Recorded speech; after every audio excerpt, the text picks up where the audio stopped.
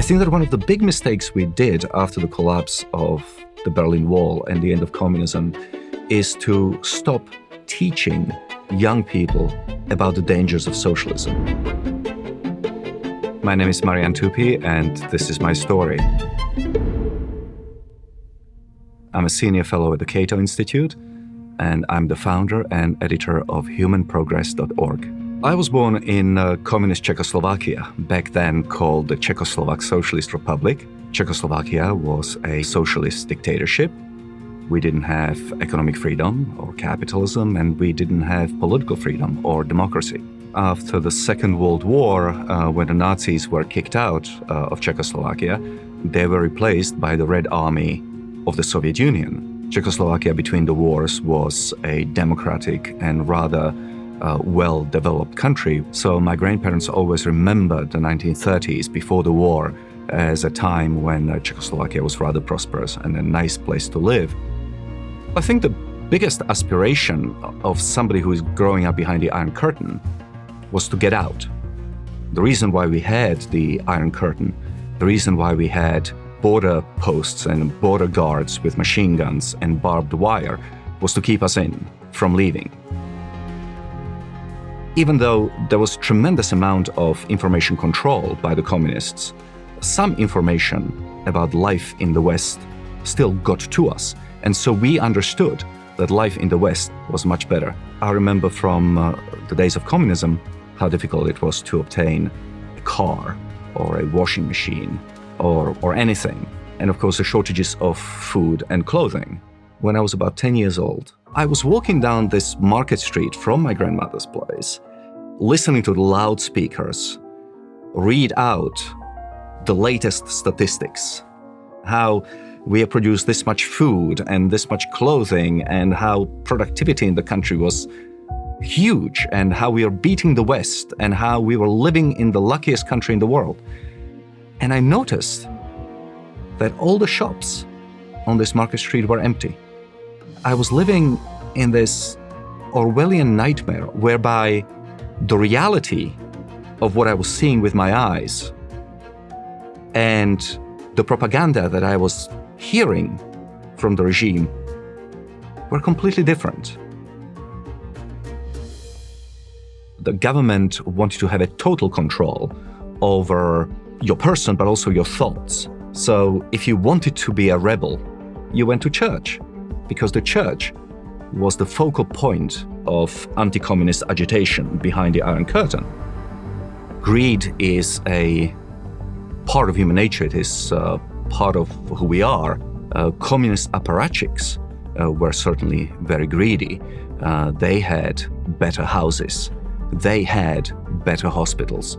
Their children were sent to better school. They accumulated more wealth than the rest of the population. In some ways, you can think about communist society as a feudal society, where there is a small percentage of people at the top, the Politburo, the top echelons of the Communist Party, who have all the rights, who have a lot of freedoms, but those rights and freedoms are denied to people at the bottom. Socialist healthcare system was run on greed and corruption. Doctors wouldn't even look at you unless they were bribed. The first question isn't what's wrong with this person, but who this person is. Who is he or she connected to? So this is how the system ran. It ran on greed, it ran on corruption. Communism was based on lying, stealing, cheating, backstabbing. In order to survive in a communist regime, you had to become a moral monster. Communism really started falling apart in the late 1980s. Gorbachev introduces perestroika and glasnost in the Soviet Union, but things begin to change in Eastern Europe as well. In mid-November 1989, people take to the streets of Czechoslovakia. Some are beaten by government goons, but the protests don't stop. They accelerate.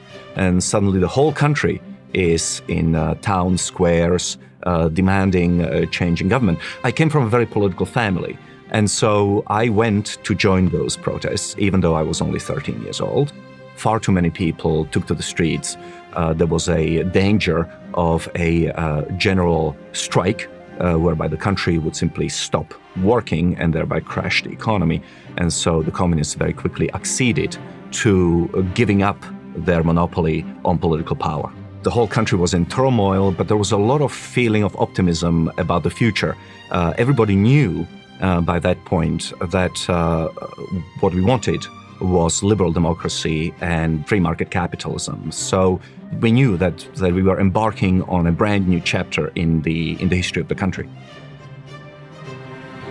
Me and my family decided that since we were now free to travel, we would go to Vienna in Austria, right across the Iron Curtain, for Christmas. And so we drove in our little Škoda car. Everything in Czechoslovakia was gray, falling apart, broken down, underdeveloped. People were angry, never smiled. And here we were in Vienna, 30 miles away from the border. And it was literally like stepping from a black and white movie into a color film.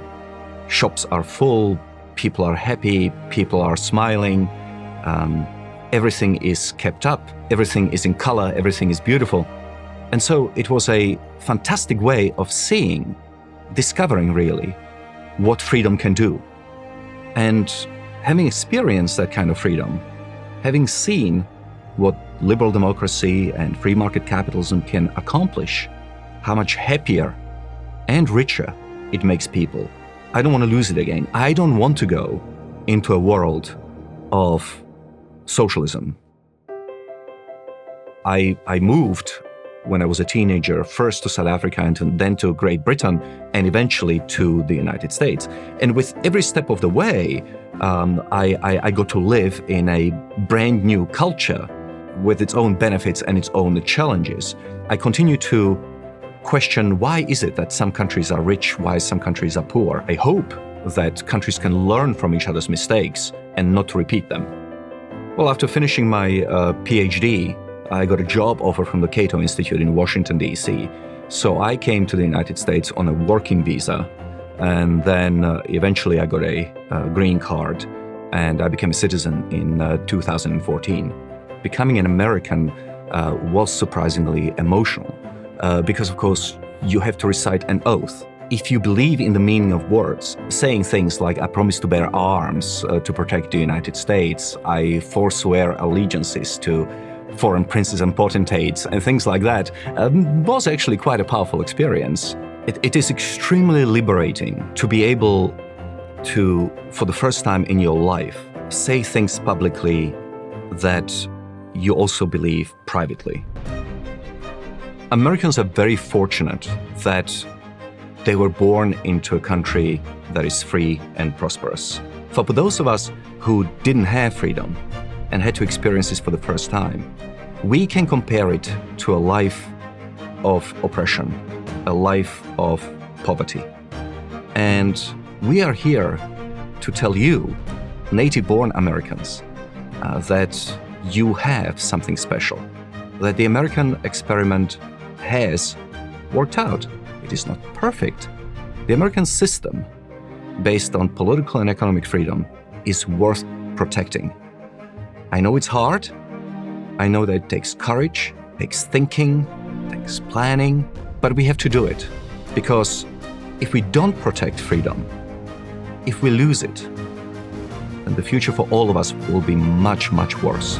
We need to continue to educate young people in the importance of freedom. As a newly minted American, I am willing to participate in that fight, but I need allies. Why don't you join me, and together we can keep America free.